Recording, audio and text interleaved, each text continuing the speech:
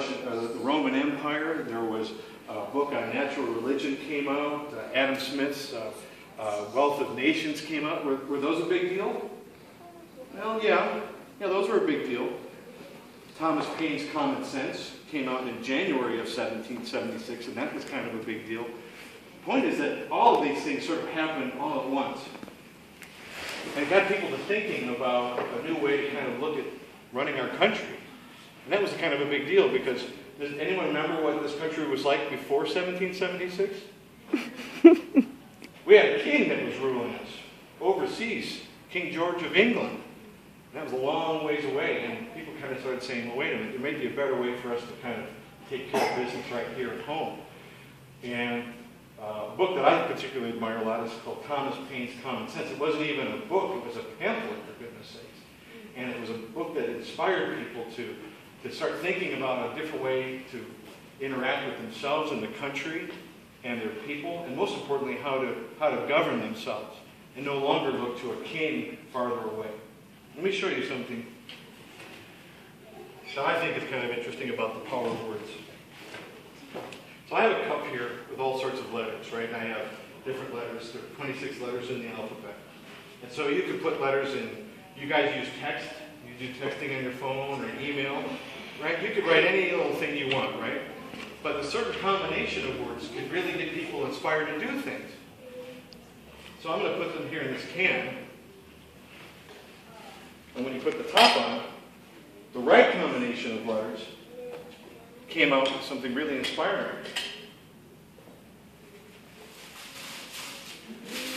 Oh. A new country. Isn't that neat?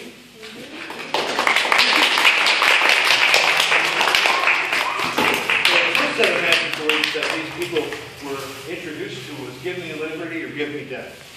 Because a lot of different things were going on at that point. People started saying different things like, what happens if we just keep going the way we're going? Why do we have to fight this? And why do we have to do this? Well, they said, wait a minute.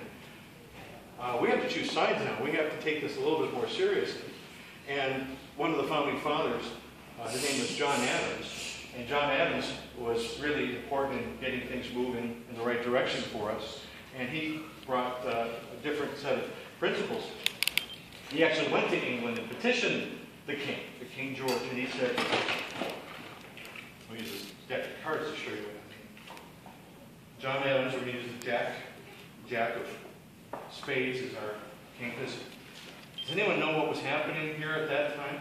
Everywhere you went, there was King George. King George was everywhere. So no matter where you went in the country, no matter what you did, no matter what you bought or purchased, King George was right there. See, I could put him in the deck. Right, what happened? It was right there. So John Adams said, wait a minute. You know what? I'm going to talk with the king and see if we can negotiate things a little bit differently and no longer worry about the king. We're going to create a new America. Sorry, honey. No. Does anyone else know what else happened on July 4th? We celebrate Independence Day because we realize that we have a new country here. But next Friday, there's something else that happened.